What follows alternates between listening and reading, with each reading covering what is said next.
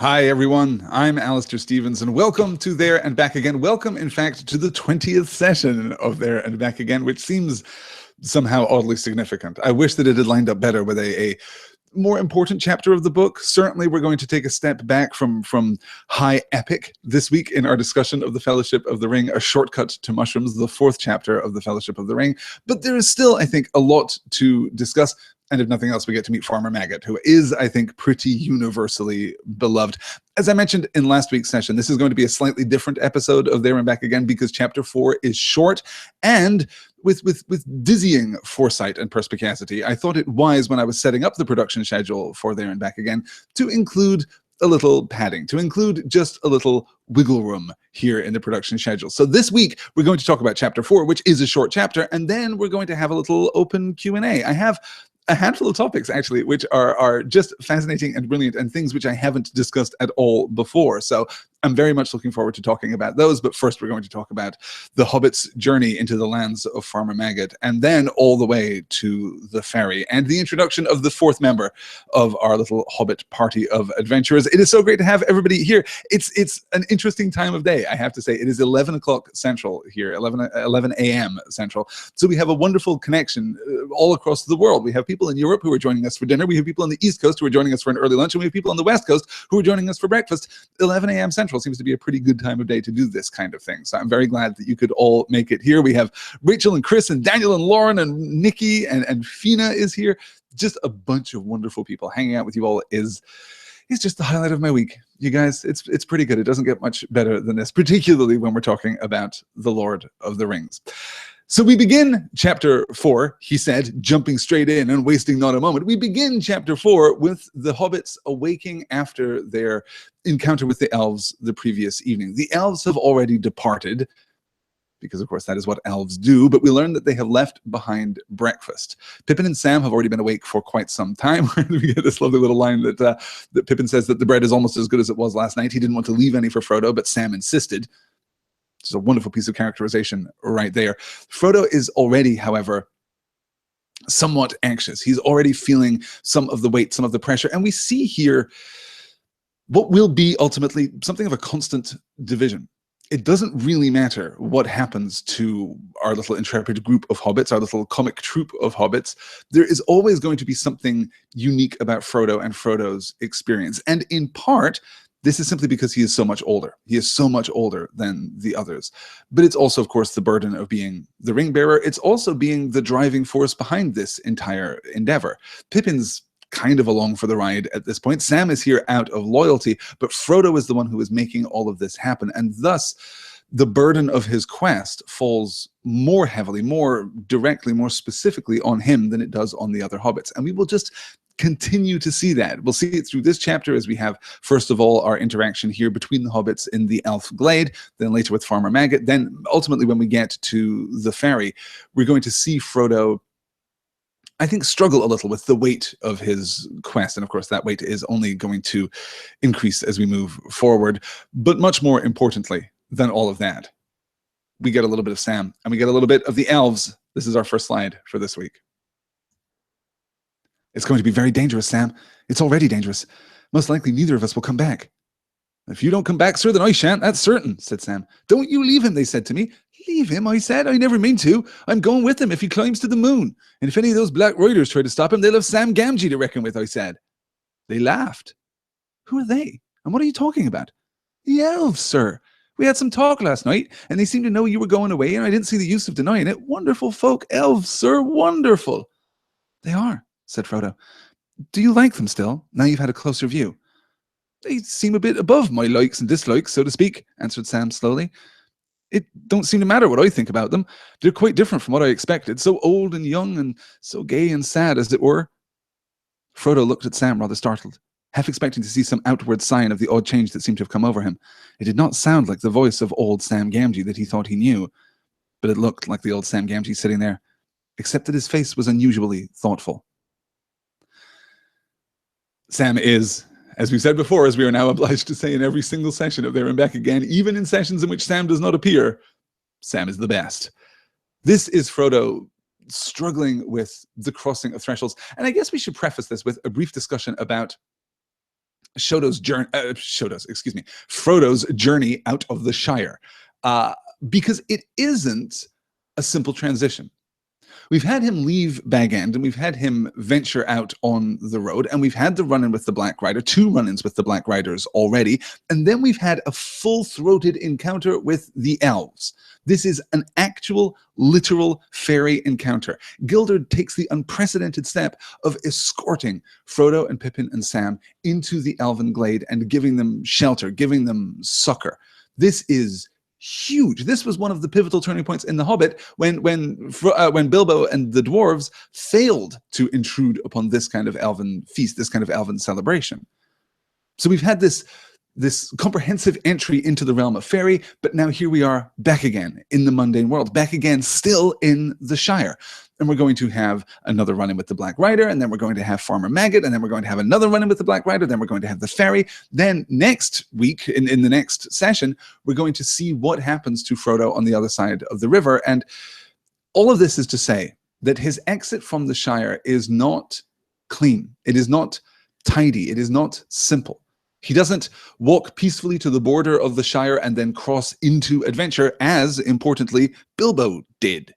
There's none of that here. The sharp delineations between civil and wild, certainly the West and the wild that we saw in The Hobbit, but even to a lesser extent, the Shire and the West, if we kind of see this as a spectrum of civility, the Shire is the most civil, the West is less civil, but still pretty safe, and then after you cross the Misty Mountains into the wild, things get pretty barbaric, indeed pretty feral and savage on the other side of the Misty Mountains. Frodo doesn't have that kind of experience at all. He is constantly tugged away from the Shire while still being in the Shire, and then pulled back to the Shire after having these somewhat exceptional experiences. He keeps flitting between the supernatural realm and the natural realm, and that is apparently a little exhausting for him. I think we can be somewhat empathetic about that. Rachel here in the YouTube chat says, I love the statement of them being above his likes and dislikes. And Shane says, Sam is changed by fairy, even as the dwarves were in The Hobbit. He gets insight, even if he doesn't mean to. That's a great observation, Shane. Yes, tying together these encounters, though they are, of course, very different, they do serve, in effect, a similar purpose. Some of this transit through the Shire, and certainly the encounter with Gildor and the elves, it does serve a similar thematic function as the entry into Mirkwood for the Hobbits and for the Hobbit and the dwarves in The Hobbit. Yes. Angela says, nothing is simple for Frodo. He doesn't just walk to the mountain and drop the ring into the lava. One does not simply walk, etc. Yes. Good. Rachel says, they're the most civil, but they have little idea of good and evil. Those who have better ideas of good and evil are less civil. What does that say? Elves accepted. Well, I'm most interested, perhaps, Rachel, in your exclusion of elves there. I think elves actually are rather representative of that core idea. And we will definitely talk about this. One of the big topics that I'm going to hit during the Q&A portion of today's session is about the Shire and about its somewhat insular nature. And I think that one of the things that we'll definitely highlight there is its approach to good and evil. It is a place of small things. It is a place of small goods and small evils. I mean, as great as Sam is, he is still kind of a small g good.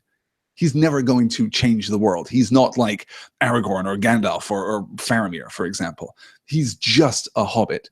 And that means that the scale of good and evil within the Shire is that much smaller.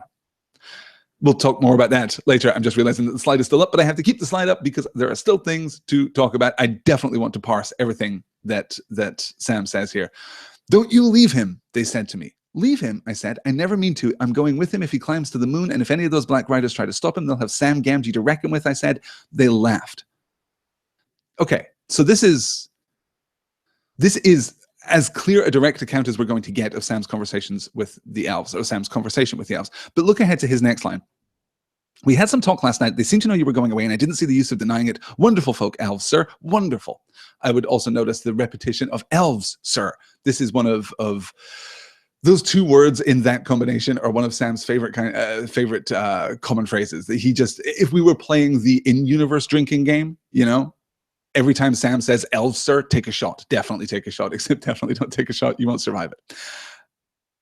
What's interesting here, though, is that the elves know that Frodo was leaving. We know this, of course, from Gildor's conversation with Frodo last night, but the elves in general know that Frodo is leaving. And Sam says, I didn't see the use of denying it. But then if we look back to his actual account of the conversation, don't you leave him, they said to me. There is an imperative there. Don't you leave him. Now, we can assume that Sam is translating a little for the elves. They probably didn't say it in quite such blunt terms, but if he's translating into those terms, we can assume that the elves were pretty forceful. Don't you leave him, they said. Leave him, I said. I never mean to. I'm going with him if he climbs to the moon. Why are the elves, in general, because he talks about them in the plural, why are the elves so committed to the idea of Sam accompanying Frodo? Why is it so important? Then when he says, if any of the Black Riders try to stop him, they'll have Sam Gamgee to reckon with, I said, they laughed. I am pretty comfortable, fairly certain here, that this was not mockery, that this was not derision, that this was not even necessarily amusement. I'm fairly certain that the laughter of the elves is delight. Certainly that seems true to the elves that we met, the tra-la-la-lolly elves that we met back in the pages of The Hobbit, and of course Gildor's kind of entry into this scene. He is joyous and he is playful and he is teasing in a delightful way, and elves seem to have this powerful relationship with delight, with enjoyment. They are fascinated by the world around them and love it fiercely, and this seems to be, to me at least, delight from the elves in response to Sam's commitment, Sam's loyalty, Sam's steadfastness. And then we see the next line from Sam here. They seem a little above my likes and dislikes, so to speak. Although I guess we should probably frame this through Frodo. Do you like them still, now you've had a closer view? It doesn't seem to me that Frodo is asking, well, you know, elves, by reputation, elves are pretty great, but, you know, you meet them in person and and never meet your heroes, Sam, is what I'm saying. Never meet your heroes. It doesn't seem to be that. I read this as Frodo being very protective of Sam's desire, of Sam's romantic side, of Sam's love of elves and story. That seems to me to be what Frodo is leaning at here. Oh, you've had this great experience. You were looking forward to it. Did it live up to your expectations? Was it good, Sam? Are you still happy about elves? And are you, by extension, still happy to be on the road with me? Because this was, of course, the promise, the pact that Frodo made with Sam. I'll take you with me. We'll go meet elves. That was the implicit promise that he made to Sam when Sam was recruited by Gandalf. This is the first turning point here. And if this had been disastrous for Sam, if he had met elves and been horrified or afraid or just unimpressed, it would have spoken very ill of their journey together and of Frodo's promise to Sam, his commitment to Sam, his provision for Sam. So Frodo here is checking in, but we get this wonderful response. They seem a bit above my likes and dislikes, so to speak. It don't seem to matter what I think about them. They're quite different from what I expected. So old and young, and so gay and sad, as it were. So there are two responses here from Sam. They seem a bit above my two responses from Sam, which in classic fashion, Tolkien separates not with the speech attribution. He doesn't take the break in thought to attribute this dialogue to Sam. Rather, he prompts us to see, to question, to doubt the ways in which these two thoughts are engaged with one another. A more traditional approach would be, they seem a bit above my likes and dislikes, so to speak. It doesn't seem to matter what I think about them, answered Sam slowly. They're quite different from what I expected. So we have the first thought, then the dialogue attribution, then the second thought. But instead what we get is, they seem a bit above my likes and dislikes, so to speak, answered Sam slowly. It don't seem to matter what I think about them. That's thought one. They're quite different from what I expected. So old and young and so gay and sad, as it were. That's thought two. In what way are elves above Sam, or certainly above his likes and dislikes? Well, we've talked before about the ways in which elves are natural. We talk about elves, we talk about fairies, we talk about fairy with a capital F as supernatural, because that's generally how they interact with mortal men, that we believe ourselves to be of the world, and elves and ghosts and goblins and fairies and all of these supernatural things exist kind of out on the fringes of the world. But Tolkien is emphatic throughout his entire body of work. The elves are more natural than men. They exist here. They exist in Arda. They are of Middle Earth. They are never going to go anywhere else. They are the most natural component here. Men are going to pass off into their eternal reward. Hobbits, too, are apparently going to pass off into their eternal reward. But elves are of the world. Frodo might as well have asked Sam, so Sam, now you've met a mountain, what do you think? Now you've met a forest, what do you think? Hey, that river, did it live up to your expectations? You're feeling pretty good about rivers in general? In fact, not just that river, but all rivers. The concept of flowing water, Sam, how do you feel about it? Sam has no opinion on the concept of flowing water, on mountains, on forests, on elves, because they are simply a part of the natural world. When I say he has no opinion, of course he has an opinion, but his opinion is not definitive to them. His opinion is not what matters. They exist anyway. They are a part of the natural world anyway. His opinion, though, when he gives it, they are quite different from what I expected. So old and young and so gay and sad, as it were. I read that, as it were, as a little moment of bashfulness from Sam, a little moment of self-awareness from Sam. So old and young and so gay and sad, we're almost approaching sailing. We're almost approaching poetic Sam Gamgee, which is, of course, my favorite Sam Gamgee. We're leaning in that direction, and then I always read that as him kind of pulling himself together and saying, well, wait, as it were, you know, just to distance myself a little from those thoughts, or perhaps to say, this is my interpretation and it is incomplete, as it were. They're quite different from what I expected. So old and young, so gay and sad. So we're prompted to ask, what was it that Sam expected? What was it that Sam thought to find here among the elves? And in what way is there relative youth and age and a relative happiness and unhappiness? In what sense are those two things in conflict? Are they in conflict, in fact? Did he expect to find them young, but they were young and old? Did he expect to find them old, but hey, they were also weirdly young? We don't know at this point. We don't have enough information to parse it. Luckily, you guys, we're going to get a lot more of Sam and the elves as we move forward. Frodo recognizes the shift in his friend, in his servant, to borrow the rather dismissive description of Sam from In the Rings of Power in the Third Age, from Unfinished Tale, from the Silmarillion rather. He recognizes the change, because this may be the first time that Frodo has seen it. We are already cued to expect this, because we've had sailing. We've had Sam speaking in defense of elves. We've had Sam speaking in defense of wonder and magic already in the book. But Frodo perhaps hasn't so much. Frodo perhaps hasn't had quite that same experience. So this is a stark transition for Frodo. And here he sees, well, no, Sam has been transformed. The passage into Fairy did what the passage into Fairy always does. Did, as Shane pointed out, what the passage into Fairy did to the dwarves back in The Hobbit. Sam has been transformed by this. He has crossed the threshold, and Frodo looks at him expecting to see some outward sign, and there isn't one, except that Sam looks unusually thoughtful. And I don't even interpret that last line as being in any way critical of Sam. Sam is a blue-collar hobbit. Sam is focused on the task at hand. He doesn't have a lot of time, perhaps, for thought in that sense. He doesn't have a lot of time for preoccupation, certainly, because he's rather preoccupied with occupation. But here he is thinking. His perspective has been changed. His view of the world has been irrevocably altered, and this is the first step down what will be for Sam a very long road. Yeah. Jackie says, I wonder if he expected the elves singing "The Valley is Jolly," like from Bilbo's Stories of Rivendell. Yes. I mean, I don't know how I would feel if I expected Tralalalali elves and I got Alboroth Gilthoniel elves. I don't think I would be disappointed. I think I would be pretty impressed, actually. You know, the thing about the elves is their second album is just so much better than their first. Their first album's all tra-la-la-lolly. Yeah. Good. Yes, Rachel's calling out here too. His perception is colored by Bilbo's stories. These are very different elves. Yes, that's fair. I guess the question is, to what degree were Bilbo's stories of elves the stories that he related in the pages of The Hobbit, in There and Back Again?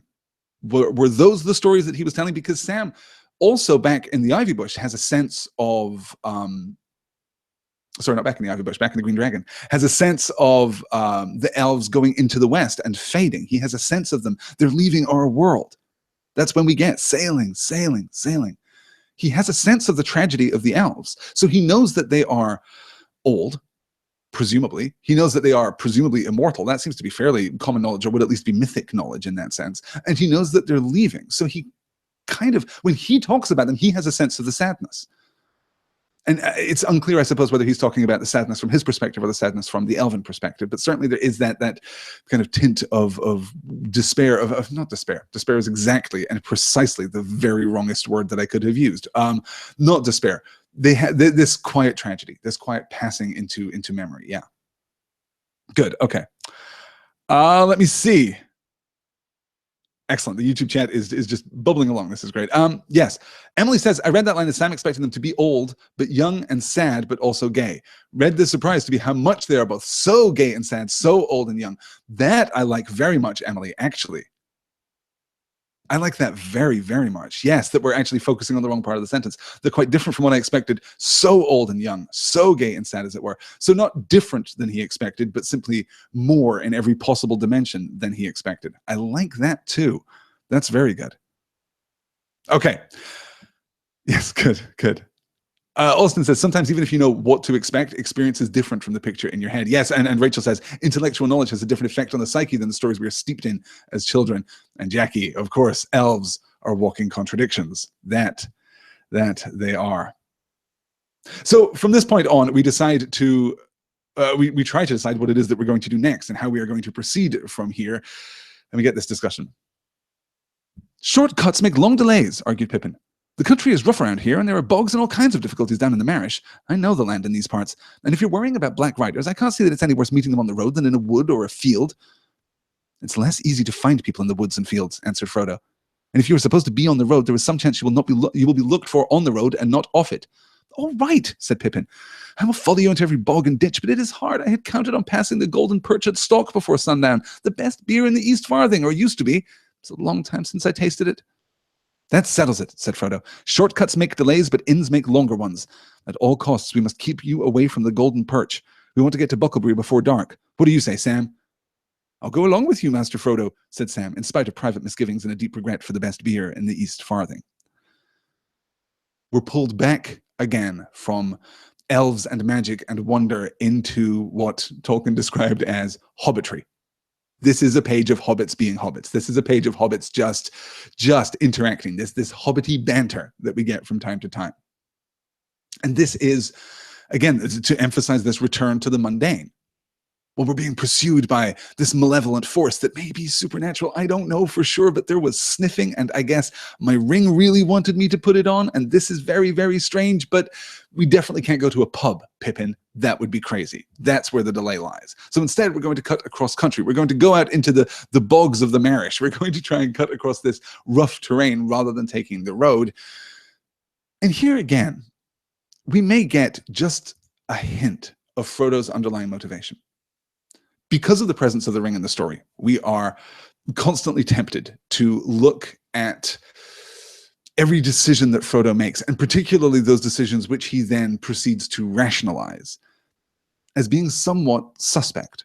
To what degree is Frodo making this decision, and to what degree is Frodo being influenced to make this decision? Now, there is no reference to the ring, which is usually the point at which the ring's intrusion into the narrative begins. The first thought is his fingers twitched toward the ring. He thought once again of his magic ring. Hey, Bilbo had that really cool magic ring that one time, remember?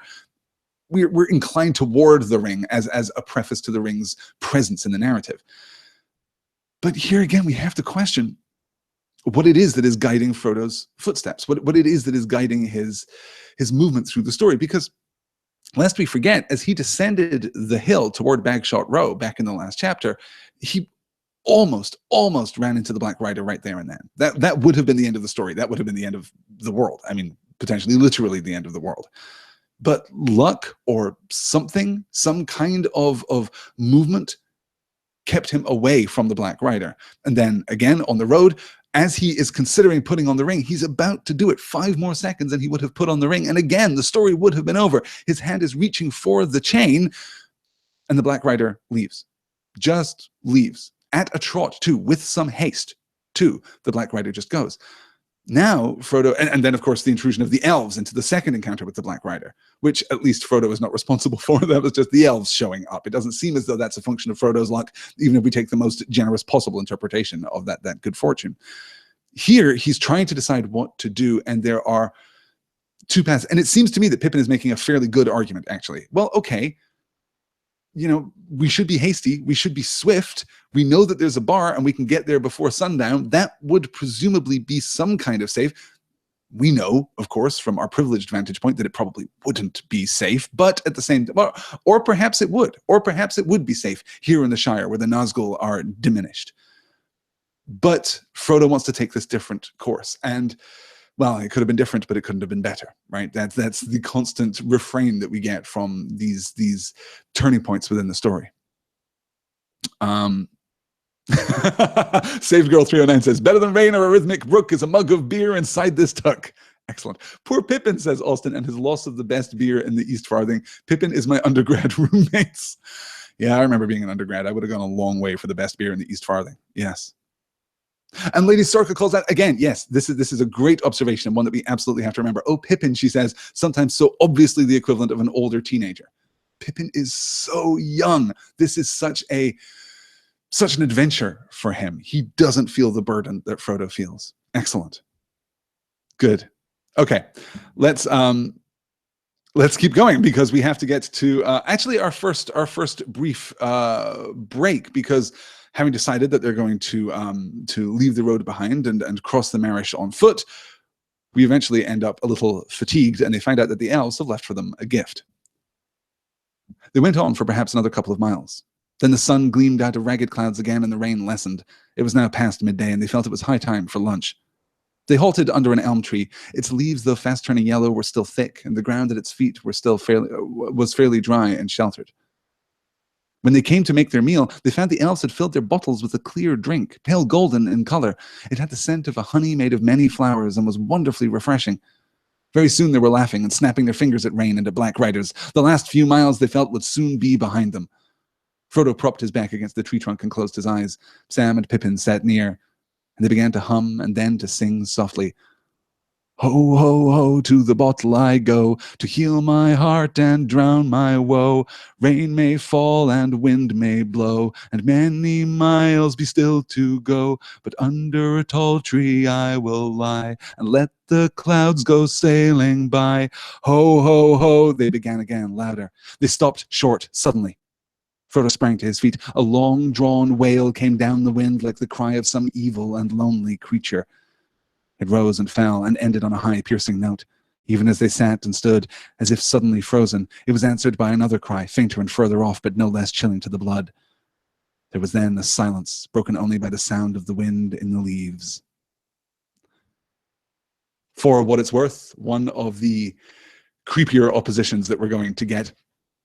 And this is an example, too, of something that Tolkien does rarely, but generally does to devastating effect. Tolkien is a master of metaphor. Tolkien can weave a metaphor that can communicate unimaginable depth to pretty much any reader. Sometimes, though, he does the opposite. Sometimes he sets us up for the metaphor and then delivers an anti-metaphor, a piece of literalism. He delivers the literal truth of the thing. We're going to see perhaps the most powerful version of this when we get to Tom Bombadil, I guess, not next week actually, but the week after, not in the next session, but the following session. But here we see another example. Frodo sprang to his feet. A long-drawn wail came down the wind like the cry of some evil and lonely creature. In what way is the cry of some evil and lonely creature a simile? Because it's introduced with the word like. It is like unto the thing which it precisely is. I love how that kind of slips through the armor, because we are prepared for metaphor. We are prepared for poetry here, but instead we get the literal truth. We get exactly what we expect, and that can pierce us deeply. It is a kind of mastery of metaphor that allows us to set metaphor aside. I completely love it. Let's talk a little about the elves' magic drink here. Their magical elf cordial, this golden-colored clear drink, the scent of a honey made from many flowers and was wonderfully refreshing. This is, of course, perfectly compatible with our notion of elves and fairy. The food and drink of the elves is legendary because it is, in some sense, magical. Not magical in the sense that it was wrought by spellcraft, but rather that it is imbued with the living magic of the elves. And whenever I read this, whenever we get this, the scent made of many flowers, I'm always reminded of Bilbo's first arrival at Rivendell as he looks down on the hidden valley of Rivendell and has that wonderful thought, smells like elves. And we questioned at the time, what do elves smell like? And there is, as I mentioned, a brief passage deep in Tolkien's Legendarium that might give us an account, but I think this is just as likely an answer to that question. What do elves smell like? A honey made of many flowers.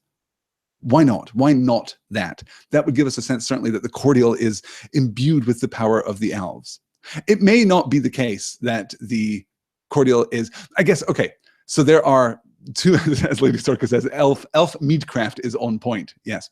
I like very much the ambiguity here. Are Frodo and Pippin and Sam drunk by the time that they stop?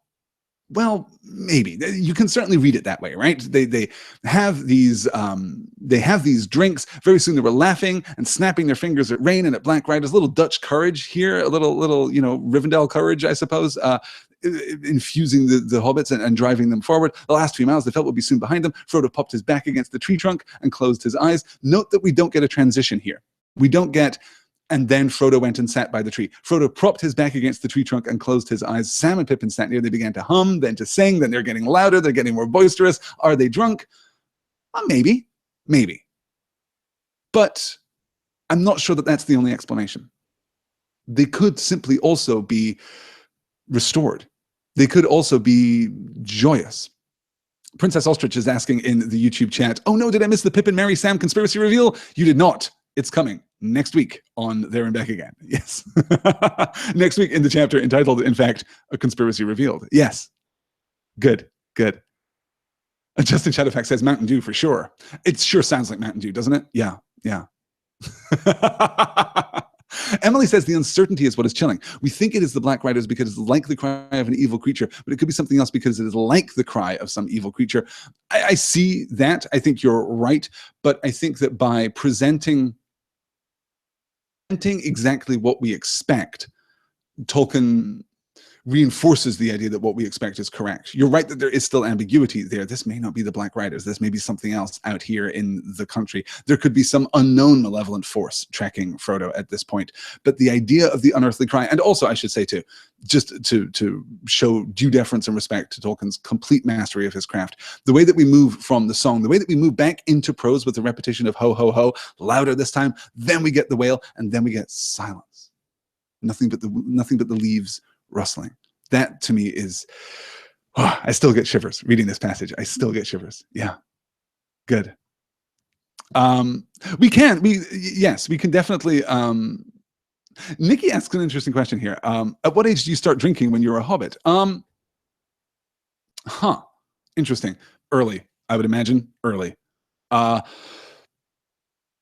exact kind of culture that we get in terms of this agrarian culture is difficult to map to real history, but certainly if you look at most of the reference points for Hobbit culture in English history, you're looking at historical periods where children would have been given watered down beer, would have been given, we brewed beer and we made booze in order to, preserve us from just horrible diseases, because that is one way of making water sanitary. So that is an approach. Certainly I would expect most of the Hobbit children at the party to have had shandies, at least. Let's say that. Yeah, good. Emily says, I can't imagine hobbits outlawing the kind of eating or drinking for anyone. Yes.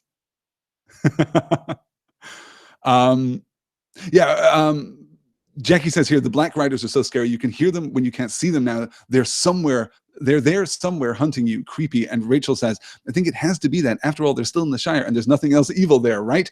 Though, at the same time, Frodo was wrong about the Shire. And we're going to talk a little about that later, too. The sense that how can we be afflicted by these things when we're still in our Shire? To which Gilda replied, this is not your Shire. We'll talk a little more about that as we move on. Yeah. From there, though, we finally return. So here we are. We've had our breakfast scene, if you like, where we've kind of woken up once again in the mundane world, once again in the natural world. The elves have gone, but they left their food behind.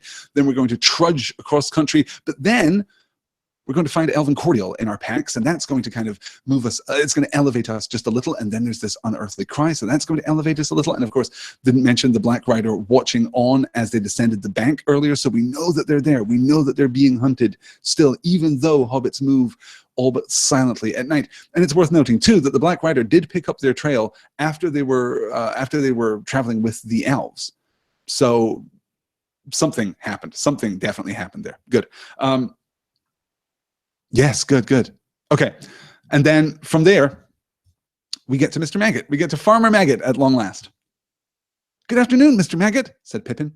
The farmer looked at him closely. Well, if it isn't Master Pippin, Mr. Peregrine Took, I should say, he cried, changing from a scowl to a grin. It's a long time since I saw you round here. It's lucky for you I know you. I was just going to set my dogs on any strangers. There's some funny things going on today. Of course, we do get queer folk wandering in these parts at times, too near the river, he said, shaking his head. But this fellow was the most outlandish I've ever set eyes on. He won't cross my land without leave a second time, not if I can stop it. What fellow do you mean? Asked Pippin. You haven't seen him, said the farmer. He went up the lane toward the causeway not a long while back. He was a funny customer and asking funny questions. But perhaps you'll come inside and we'll pass the news more comfortably. I have a drop of good ale on tap if you and your friends are willing, Mr. Took. Farmer Maggot is fantastic. Farmer Maggot is the greatest. Farmer Maggot is just a good hobbit. And perhaps a little more than a good hobbit. Farmer Maggot may be, and I'm tempted to put a pin in this and come back to it when we're actually discussing Tom Bombadil, but we're going to have a lot to discuss when we're discussing Tom Bombadil, so we can kind of hit it now in advance. But Farmer Maggot is friends with Tom Bombadil, you guys. They spend time together. Tom Bombadil recognizes the goodness of Farmer Maggot, and that is critical, because we're seeing here another perspective on what virtue is within the Shire, and by extension, what virtue is among the small folk of Middle-earth. Yeah. Fina says, Frodo certainly has a trauma relating to Farmer Maggot, a mushroom trauma, yes. And Jackie says, every hobbit thinks people from other parts are queer, but Maggot has the right idea here. Well, this is an interesting question, right? Because here he says, of course, we do get queer folk wandering in these parts at times too near the river, he said, shaking his head. Well, that's just that classic hobbit insularity. You know, hobbits are suspicious of everyone, even other hobbits from other parts of the Shire, and certainly from hobbits near the river, if you know what I mean. They're all just a little weird down that way. But because Farmer Maggot is friends with Tom Bombadil, we have to kind of question his perspective on that. He is both... There is a sense in which being exemplary, being the greatest version of your form, kind of removes you from your context. If you are the greatest hobbit, then you are, in a sense, not even really a hobbit anymore. If you are the greatest dwarf, then you are, in a sense, not even really a dwarf anymore. You are, by virtue of your excellence, an outlier. And I certainly want to think about that as we move forward, because we are going to meet a number of characters who are briefly defined according to their race or occupation or fealty or whatever. We're going to get a number of characters who are briefly defined, but then act against the expectations that are attached to that definition by virtue of their excellence. Yeah. Good. Oh no, Kate Matt has just arrived. YouTube didn't notify you that we were starting. I'm so sorry. YouTube is terribly fickle, I'm afraid. Yes. Yeah. Chris says, I'm bracing myself for Tom Bombadil. He has been my least favorite part of the book, and I'm hoping for a fresh perspective. Yes, I'm hoping so too. Rebecca asks, is Farmer Maggot the most hard done by the movie adaptation? Yes. Farmer Maggot is perhaps the least well represented in the movie version, though it's fair to say that Farmer Maggot also went through a number of different revisions during the writing of The Lord of the Rings. He wasn't always this guy. He wasn't always the Ur-Hobbit that we've been talking about for the last few minutes. There were different versions of him that were more, I guess, in line with Frodo's expectation. Through the revision process, Farmer Maggot becomes just greater and gentler and more generous and more representative of the great virtues of the Shire, which is exactly what we should be doing right now. We want him to actually be great. We want him to just be a hobbit. We want Frodo and the others to feel comfortable now, because that gives us this jagged, inconstant zigzag line toward adventure. You know, the graph of how comfortable Frodo feels versus how much danger he is in is this constant zigzag through the first part of the book, and is in some sense is going to continue to be so. Yeah. Good, good. All right. Let's push on and get his description here of what happened with the outlandish fellow. Although I will say, outlandish in the sense, of course, a little play on words here from Tolkien. Outlandish does mean strange, but it means strange in the sense of a stranger. You are literally an outlander. You are literally someone who is not from here, and thus you are odd, not by virtue of your nature, though in this case probably by virtue of your nature too, but by virtue of your foreignness. There is a streak of I don't want to say xenophobia. I don't think that's entirely true, but I think that there is certainly a streak of strong suspicion in the Hobbit heart, yes, or in Hobbit culture. Again, we're going to talk about that a little later. Shane asks an interesting question before we get here. Is the reader supposed to look past the name Maggot and see him as wise, like it's a translation thing? Maggot is a put down later in the books. It absolutely is, and this is another way in which the movies kind of serve him poorly. Yes. Farmer Maggot has always bothered me too. I don't think that it is meant as an insult. I don't think that it is meant as a joke. I do think that we are supposed to see the maggot as something that is humble, that is perhaps unappealing from a distance, something that is, immediately less than engaging, but something which serves at the foundation a true and proper purpose. Maggots are, important, I suppose, in the great scheme of things. So perhaps there's an argument to be made there. It is more likely, though this is far and away the most specific version of this that I can think of, it may be the case. I haven't read anything about the origins of Farmer Maggot's name. And certainly it may be a holdover from when he was a less pleasant character. It could have started as a joke. It could have started as he's supposed to be repulsive and thus this is his name. That may be the case. But it's also possible that this was just a word that Tolkien liked. And there are a few instances of this. As I mentioned before, in the earliest drafts of The Lord of the Rings, in the earliest drafts of The Lord of the Rings, the protagonist was Bilbo again. But then in the second and third drafts of The Lord of the Rings, the protagonist was Bingo Baggins. Not because, bingo is a joke word, but because it's actually completely compatible. If you think about the line of, Bilbo and Bungo and so on back into history, it kind of makes a linguistic sense that Bilbo's son, as he was supposed to be, would have been called Bingo. But then we dropped Bingo and we moved to Frodo, and that's just much, much better. There's also, Tyrion upon Tuna in the Silmarillion. There are moments in Tolkien's writing when he doesn't seem to care so much that a word has another meaning. He likes that it is, or isn't even aware that the word has another meaning. He likes the word itself and wields the word itself. So I don't know. If I had to guess, I would say that Farmer Maggot is a holdover joke from when he was a more repulsive character. Yeah. Okay. Entomologist says, yes, maggots are important, says Lauren. Good.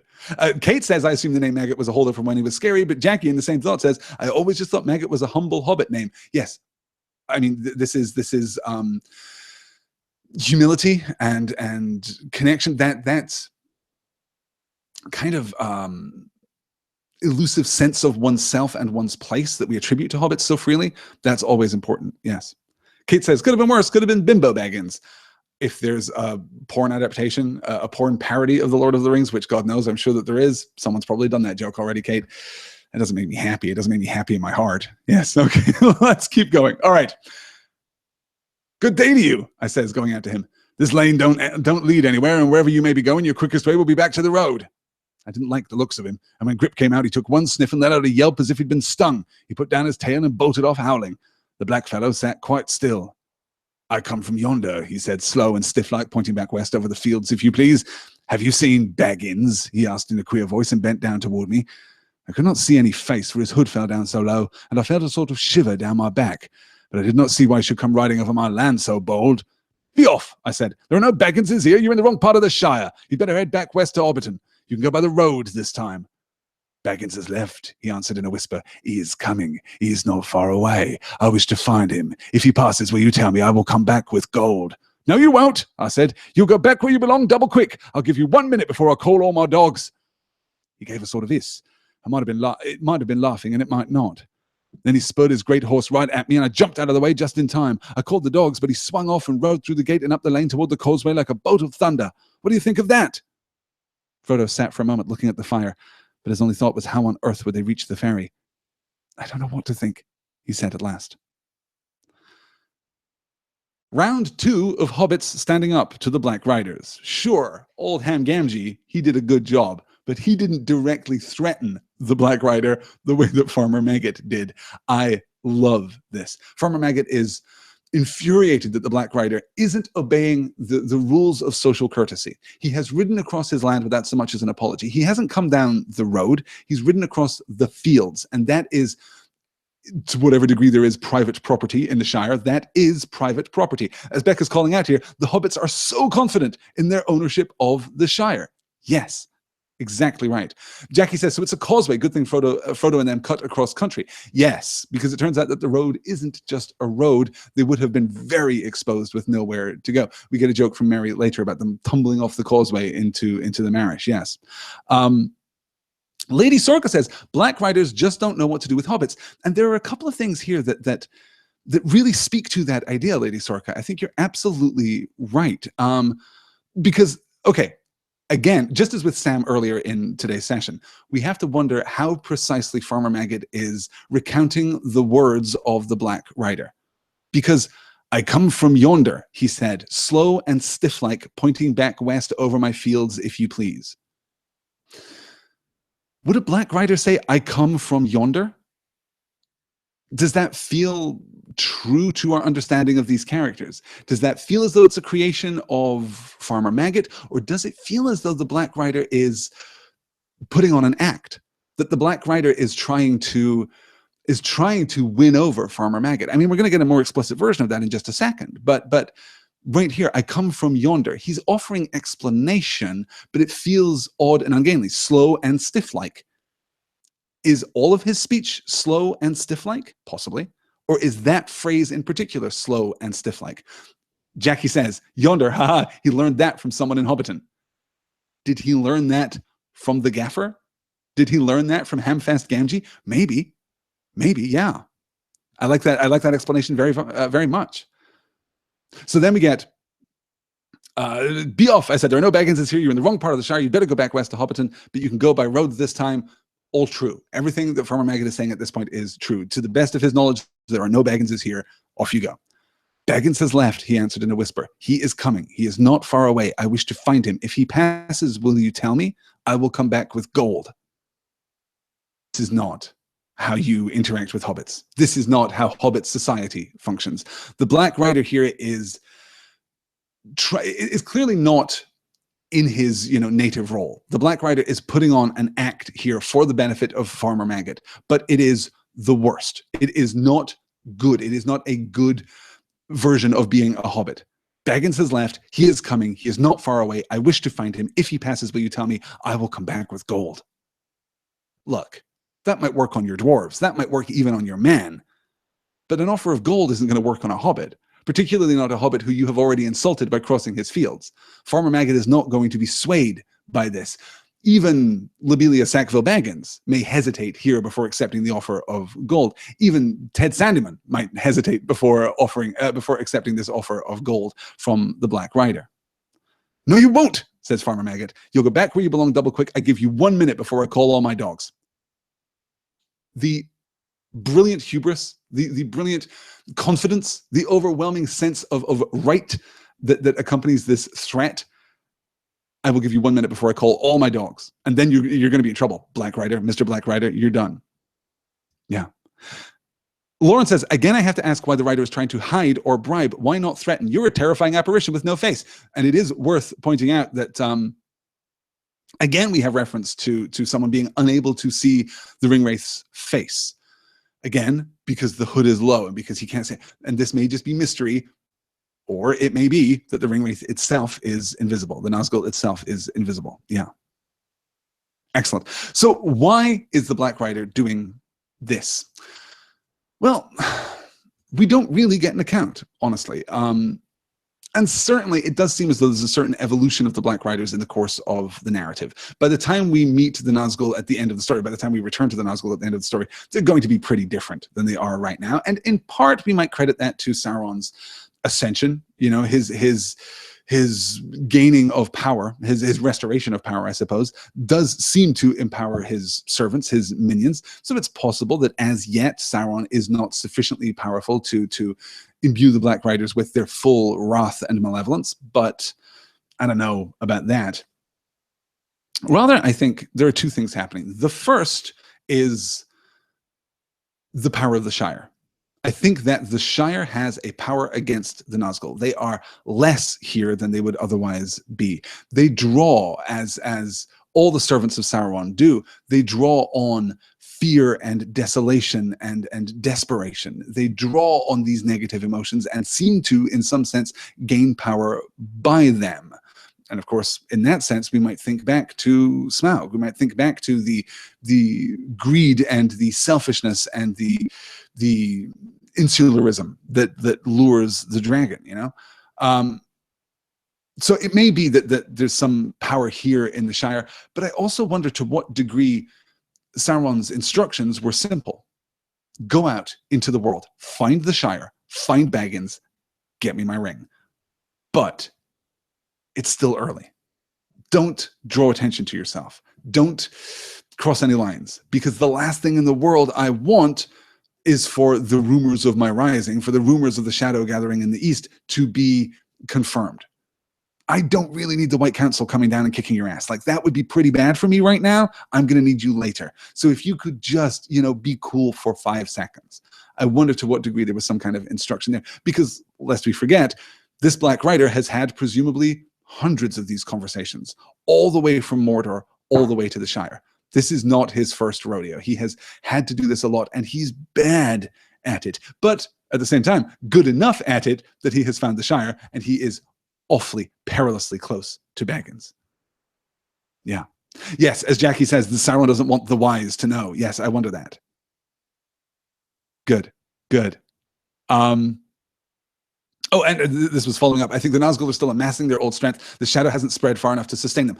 This question of the shadow spreading, I find really interesting, because you're right. I think you're right twice over, Jackie. I think that the shadow hasn't yet spread far enough to sustain them, but also there is a light within the Shire that robs the shadow of its power. I think that there is an innate goodness and civility and virtue within the Shire that would resist the influence of the shadow anyway. So it's possible that even if Sauron were at the peak of his power, even if the shadow were as inky and as deep as it could ever be, and it had spread out across the wild and across the west, if it had consumed Gondor and Rohan, if it had consumed Lothlorien and even Rivendell, I can still imagine the Shire being something of a bastion, being something of a light against the dark in those dim final days. Now, that is not to say that it would triumph.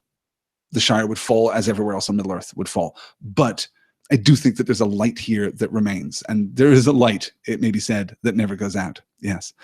Emily is asking, what is Sauron? Man, wizard, elf, something else? Lauren replies, something else, which is, I guess, the easiest answer to that question.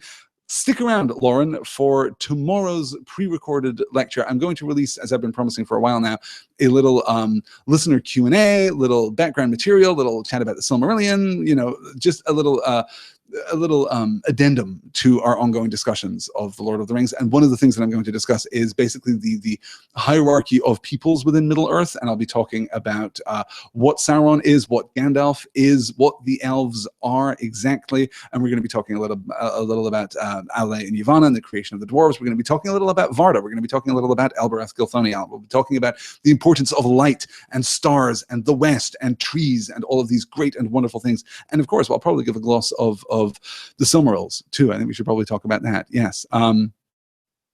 Yes, good. Maya calls out Princess Ostrich. Yes. Yes. I mean, it's still complicated. Even if you know what he is, it's still complicated. So we'll talk about that. Yeah. Okay. All right. Good. Okay. Gosh, I'm running so much longer. I can't wait for the elves, sir, says Becca Ellen. Now I want, okay, this is the t-shirt. This is the t-shirt we're going to get for There and Back Again. It is just going to be a There and Back Again t-shirt with, maybe I'll put the little typographic There and Back Again logo on the back or something at the nape of the neck. But on the front, it's just going to say in perfect script font, elves, sir! Exclamation point. I want that. I want that very much. All right, let's keep pushing on, because I guess I only have, Yes, I only have one more slide from this chapter, because what happens is that Farmer Maggot offers to assist Frodo and take him to the Bucklebury Ferry. He's going to put him in his wagon. We just get this. It's lovely. It's warm. It is, to call back to the idea that I was just discussing, it is suffused with the light of civility and goodness and kindness and charity. Farmer Maggot is a standout hobbit. He absolutely is. And he takes Frodo and the others all the way to Bucklebury Ferry, and then we get a little bit of misdirection as a dark shadow approaches. "Hello there," called Farmer Maggot. The advancing hooves stopped short. They thought they could dimly guess a dark, cloaked shape in the mist, a yard or two ahead. "Now then," said the farmer, throwing the reins to Sam and striding forward, "don't you come a step nearer. What do you want, and where are you going?" "I want Mr. Baggins. Have you seen him?" said a muffled voice. But the voice was the voice of Merry Brandybuck. A dark lantern was uncovered, and its light fell on the astonished face of the farmer. "Mr. Merry!" he cried. "Yes, of course. Who did you think it was?" said Merry, coming forward. As he came out of the mist and their fears subsided, he seemed suddenly to diminish to ordinary hobbit size. He was riding a pony, and a scarf was swathed around his neck and over his chin to keep out the fog. Frodo sprang out of the wagon to greet him. "So here you are at last," said Merry. "I was beginning to wonder if you would turn up at all today. I was just going back to supper. When it grew foggy, I came across and rode up towards Stock to see if you'd fallen in any ditches. But I'm blessed if I know, but I'm blessed if I know which way you've come. Where did you find them, Mr. Maggot? In your duck pond?" "No, I caught him trespassing," said the farmer. "Nearly set my dogs on him. But they'll tell you all the story, I've no doubt. Now, if you'll excuse me, Mr. Merry and Mr. Frodo and all, I best be turning for home. Mrs. Maggot will be worritin' with the night getting thick." Our introduction, our real, I guess, primary introduction to Meriadoc Brandybuck, to Merry, who is going to accompany us on the journey forward. Fear, as Nikki says in the YouTube chat rather beautifully, fear makes everything seem bigger and worse. Yes, and Diane is calling out Merry, the most capable and practical hobbit. Yes. It is a really nice pull. And again, okay, Jackie, I'm putting a pin in that thought because we're going to talk about it in just a second. Jackie says, "I'm worried about Maggot getting home too." Yes. Yes, it's pretty terrifying. I want to track, though, again, this jagged zigzag line of tension, because first we have our warmth and community at Farmer Maggot's house. Then the shadow falls over Frodo, and he's fretting about how to get to the ferry. But then Farmer Maggot offers him help, and things seem to get easier, and they go out on the road. But it's frightening. It's terrifying. It's not what they wanted. There is mist. There is high mist. And then the final reveal of the Black Rider, here being Merry, is another restoration of civility. It's another restoration of the understood world, if you like. It works really rather beautifully. So Farmer Maggot. I'm hopeful that Farmer Maggot makes it home. I see no reason to believe that Farmer Maggot doesn't make it home. It doesn't seem as though the Black Riders are going to choose this moment to start slaughtering hobbits randomly. And again, distinction here between the book and the movies. I don't feel as though the Black Riders are a physical threat to Farmer Maggot, because he's just not interesting enough. I mean, we may also be fearful for Gamgee back in Hobbiton, but I think that the Black Riders are probably pretty fine. But I can't quite shake a fear for Farmer Maggot. I kind of wish that we'd had a beat with Farmer Maggot right at the end of the book, where he could have said, and it turned out that everything was fine, and my mushroom crop has never been better, and I'm doing just great. It would have been lovely if we'd had some moment like that, but we don't. So, yes. Yes. Tamara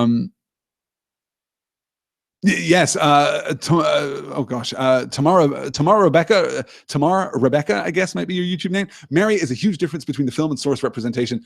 Yeah, both Merry and Pippin get a bit of a tough shake here in the adaptation, which I understand. And it's interesting that we should have expected the treatment that we got of the dwarves in the Hobbit trilogy from the treatment that we got of Merry and Pippin in the Lord of the Rings trilogy, because Merry and Pippin have to be distinguished. They are, to casual readers of the book, kind of interchangeable. They're kind of the same character. And when they're together through much of the Two Towers, together alone through much of the Two Towers, it can feel as though we've just got kind of two versions of the same character wandering around. So Peter Jackson made the decision in the movie adaptation to differentiate them, to give them new character traits, more character traits, certainly many more character traits, yes, and to separate them a little bit. I like Merry and Pippin from the movie versions. I do.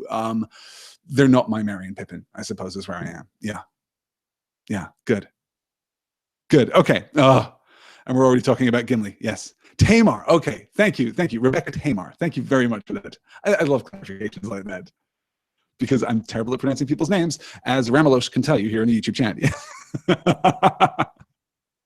All right. So that is going to do it for our coverage of Chapter 4, A Shortcut to Mushrooms. Farmer Maggot finally puts them on the ferry with the little basket of mushrooms from his wife, which is just a lovely gesture. It's just, I like that very much, you guys. I like that very much. But we do have a couple of quick things to discuss before we see. We're already anticipating it here. Lady Sorka says, well, they are close cousins, talking of Merry and Pippin. This is actually our first question that we're going to get to, because I had a question that came to me from Thomas, who said, I would be a bad hobbit because I have trouble keeping the family trees straight in the Shire. Who are Merry and Pippin to Frodo? Okay, let us begin by clarifying first the relationship between Bilbo and Frodo, because Frodo is referred to as Bilbo's nephew throughout the Fellowship of the Ring, and that is not true. He is not, technically speaking, Bilbo's nephew. Bilbo is the son of Bungo Baggins and Belladonna Took, as we discussed from The Hobbit. Bungo Baggins was the son of Mungo Baggins and Laura Grubb. Mungo Baggins, Bilbo's grandfather, therefore, okay, so this is Mungo is Bilbo's grandfather. That's all we need to know. He had two sisters, Lily and Pansy. They are not important. And two brothers.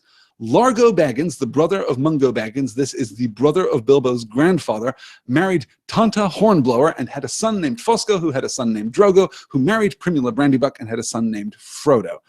Ponto Baggins, the other brother, married the fabulous name. Okay, all of these names are great. Ponto Baggins married Mimosa Bunce. Mimosa Bunce, ladies and gentlemen. That might even beat Belladonna Took in terms of the fabulousness of names. Ponto marries Mimosa Bunce. They have a daughter, Rosa, who married Hildegrim Took, had a son named Aldegrim, who in turn had a son, Paladin, and a daughter, Esmeralda. Paladin Took's son is Peregrine, known as Pippin. Esmeralda Took's son, Esmeralda married a Brandybuck, rather, and had her first son, Meriadoc, known as Merry. So, all of that is to say, Merry and Pippin are actual cousins. Their parents are brother and sister. Okay? Piece of cake. Merry and Pippin, actually cousins. Frodo's relationship with Bilbo, with Merry, and with Pippin is weirdly exactly the same relationship. Frodo is second cousins, once removed, from Bilbo, Merry, and Pippin. Bilbo's great-grandfather, okay. Bilbo's great-grandfather, Frodo's great-great-grandfather, and Merry and Pippin's great-great-great-grandfather are all the same person. That is Balbo Baggins, who married Barilla Boffin. So the relationships are thus. Merry and Pippin are actually cousins. Frodo is second cousins once removed from both of them. That's how that works. Genealogy is fun, you guys. Yes, yes. Yes, Mimosa is a flower too, says Kate. Yes. Yes, as we're trying, Lily and Pansy and Mimosa. Yes, of course. I mean, Mimosa has a better sense now, or a better sense. Yeah, you know what? A better sense now for most of us. But yes. Kevin says, Hobbit genealogy is way too complex for my brain. Yes. No, Sambuca Baggins, the drunk, says Diane. I like that very much. Yes. Great. Good, good. Yeah, no, it's very, very complicated. All you need to know for practical purposes is that Merry and Pippin are actually cousins and also best friends. They are tight. Merry and Pippin are good, actual cousins. Frodo is family, but he is more distantly related. Second cousins once removed. He is once removed one way. He's removed a generation up from Pippin and Merry and removed a generation down from Bilbo, of course, but the relationship is roughly the same. Yeah. All of which tells you, of course, that the Baggins, the Tooks, and the Brandybucks intermarry pretty freely throughout. I think it's also true that Frodo and Merry and Pippin are also, they're second cousins once removed, but I think they're also third cousins through another kind of spur of the family tree. But, you know, this is why an obsession with genealogy is such a hobbitish trait. Yes. Cousins just covers everything, says Angela Lurie. Yes, you're absolutely right. Good. Excellent. All right. Caroline asks, do you think that Tolkien modeled the Shire on Great Britain? More specifically on England? Yes. The Shire is specifically, is consciously a recreation of this quasi-mythical, quasi-legendary kind of utopian idyll of the English countryside. The Shire does represent, or, okay, let me be careful with this. The Shire, as it was originally conceived, represented England. The Shire was literally supposed to be the ancient mythology of our world. The stories of the Shire were literally supposed to be the ancient stories of England. And it was supposed to be a unique mythology for England, because England doesn't have a unique mythology. It didn't have an emergent mythology in the same way that so many other countries have. So that was Tolkien's initial concept.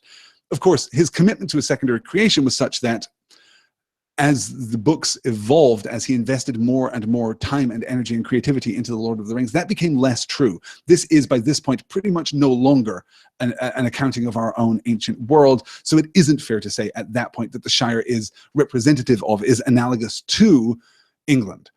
But it is still fair to say, I think, that the virtues embodied by the Shire, the things that make the Shire good, are, Tolkien believed, the things that make England good too. So while they are not one and the same anymore by the time that we're reading The Lord of the Rings, they are still compatible in virtue, if that makes sense. Yeah. Gildarts Winter says, you heard it here first, folks. The people of England are hobbits. Well, no, the people of England are men. Hobbits used to own the Shire, but by the coming of modern man, we transplanted hobbits and we kind of forced them deeper into the forest with the elves and so on and so forth. So yes, it's not to say that the people who currently live in England are descended of hobbits. They are still descended of men, but the hobbits were there first. Yes. Let me see. Lauren says, as someone who grew up close to my second cousin does cover everything. Yes, yes. Good. Okay, let me pick up here with my second question that I got. Speaking about the Shire, gosh, all of this is I'm getting handed perfect segues here as I move through the Q&A portion of today's lecture. The Shire and its seclusion, the Shire and its isolationism, the Shire and its insularism, the Shire and its removal, its discontinuity with the world around it is a fascinating topic of conversation. And I received this question from June, who kind of really put her finger on it, I think.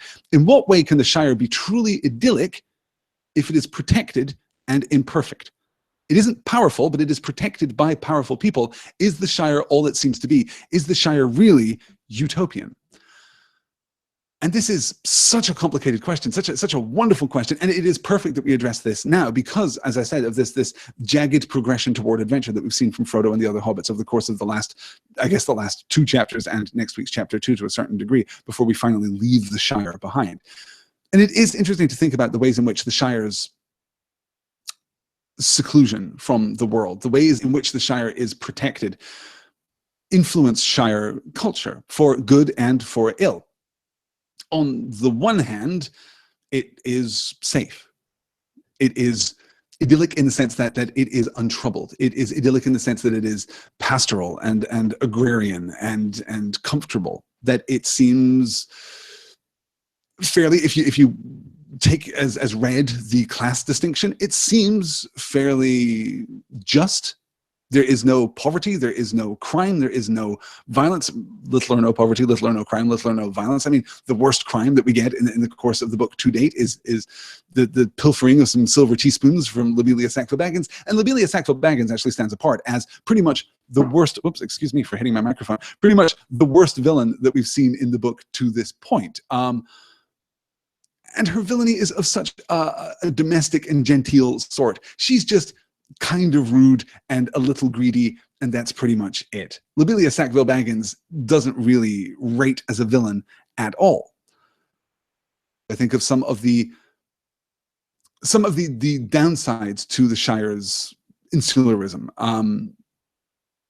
because being cut off from the world removes you from your context. And when you are devoid of context, you have to kind of create your own internal context, which leads, I think, to this suspicion of other people from other parts of the Shire. You know, the hobbits by the river are not to be trusted, but I'm sure they speak exactly the same way about the hobbits of Hobbiton. And the hobbits in the West Far, I think, well, they're all weird and mickle delving hobbits. You can't trust them as far as you can throw them, and so on and so on and so forth. And we get hints of this. You know, the stranger from mickle delving who shows up in the first chapter of the Fellowship of the Ring, who's sitting in the bar with the gaffer, is just he is a stranger. He is different. He is outlandish in that sense, even though he is a hobbit of the Shire and he comes from maybe 15 miles away.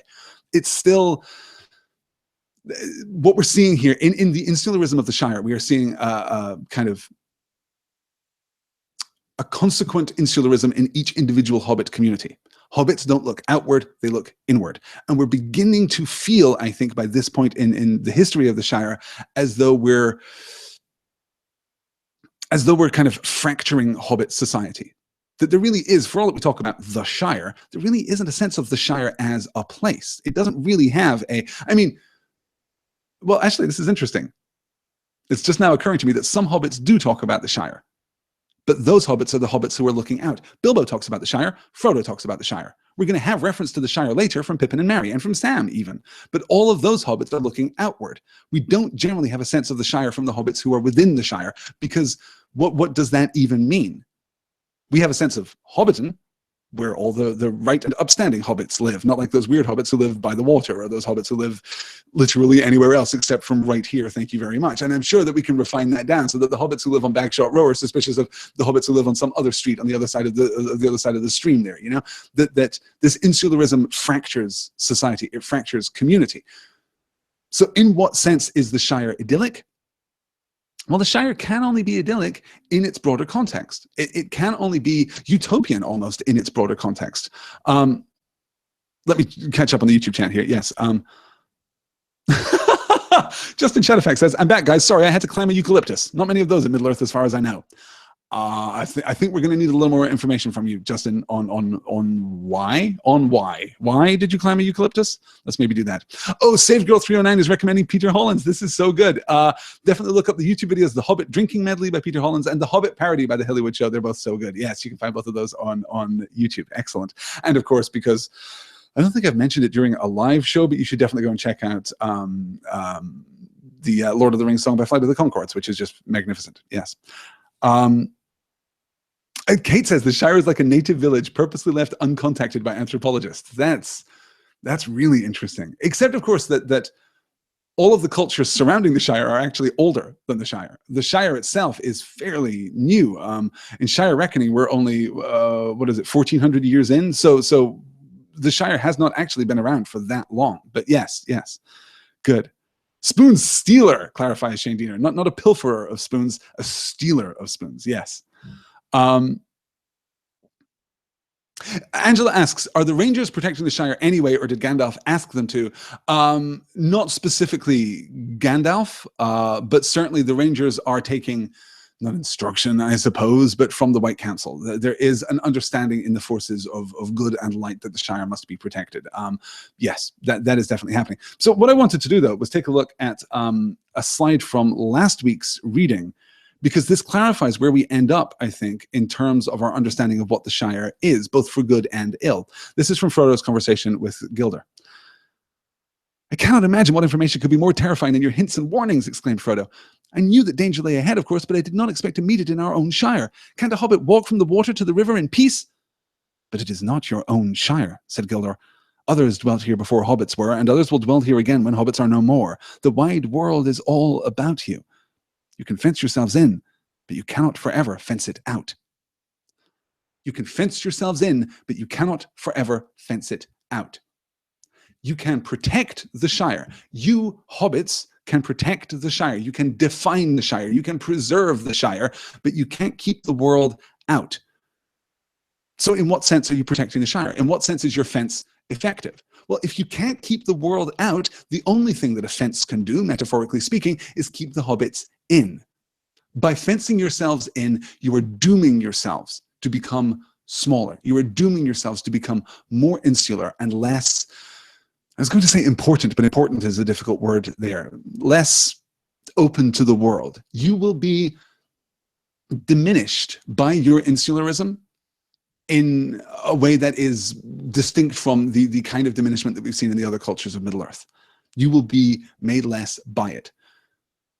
The hobbits who look outward, the hobbits who have a sense of the Shire in its greater context, look on the Shire differently. And of course, this happens to Frodo in the course of the book. We're told how frustrated he is with the Shire. We're told, and I say in the course of the book, what I mean is in the course of the first 2 chapters.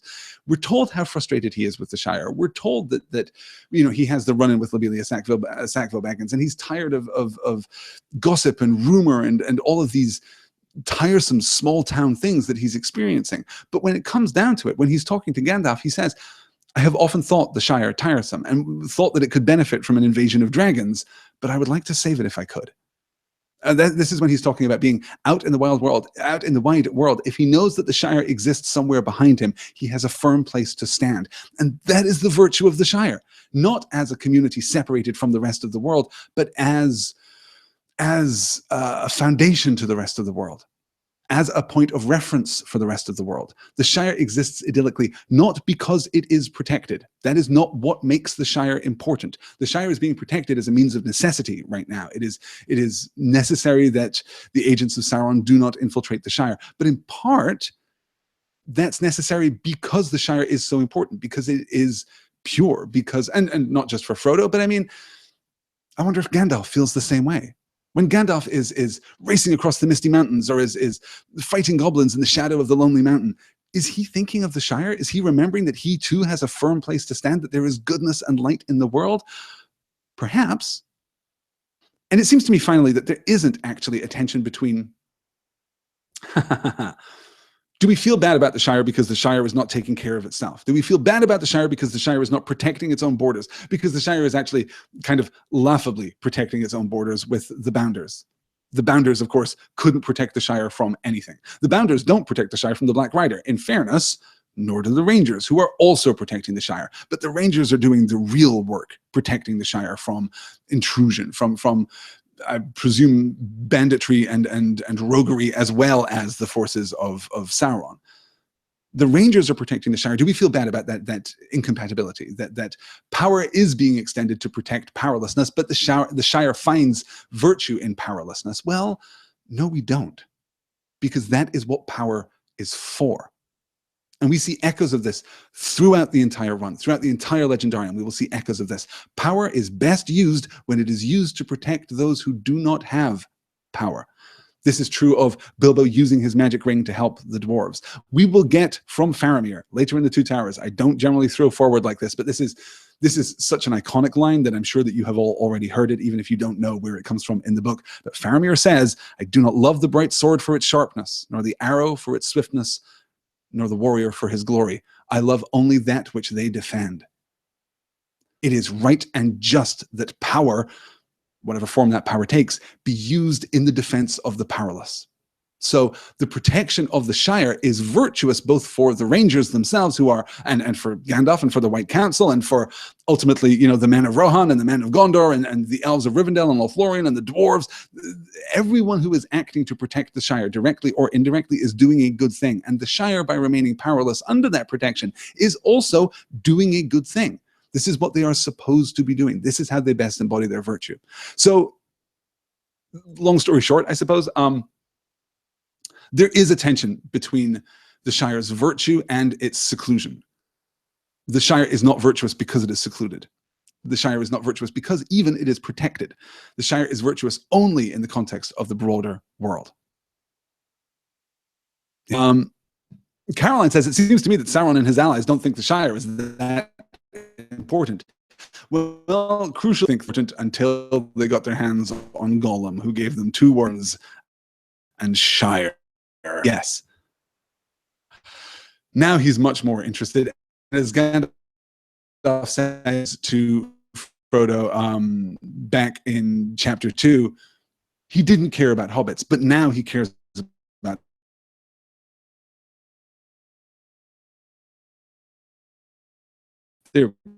most things, in fact. But because conquering this light, this would be all the more important. Yes, says Angela Lurie. Yes, exactly.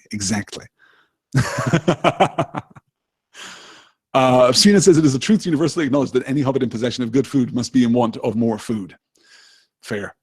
Definitely fair. Though, this is one of the frustrating things. I've made a few casual remarks about the Harvard Lampoon and that style of parody before. Their parody of The Lord of the Rings is one of the worst things I have ever read. It is one of the most interminable pieces of parody that I have ever read in my life. And it is primarily because of its lack of specificity.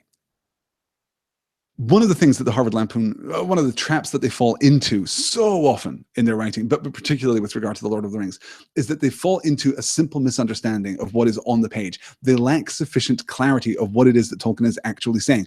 Hobbits are not gluttonous. Hobbits will not eat as certain dwarves of our acquaintance have been known to. They will not eat to gross excess. He's not.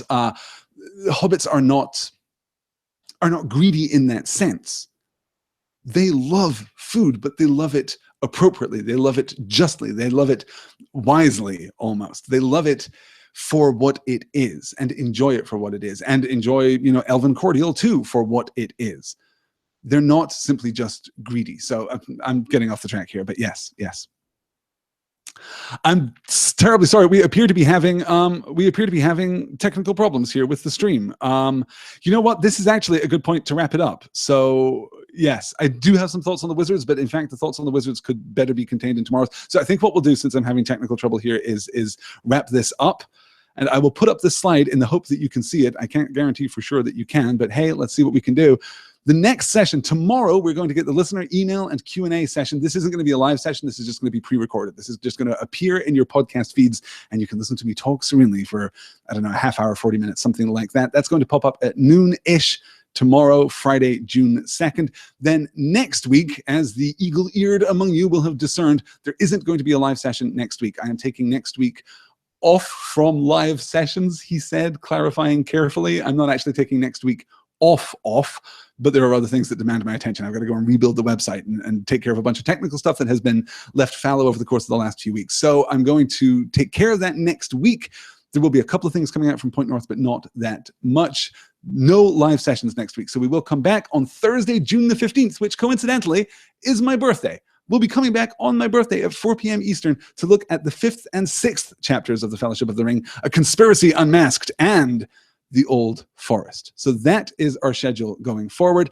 I'm going to, time to vanquish the tech dragons, says Angela. Yes, I'm definitely going to take care of some of this and update my entire broadcast platform next week. So hopefully we'll be able to lay some of these technical dragons to rest. Finally.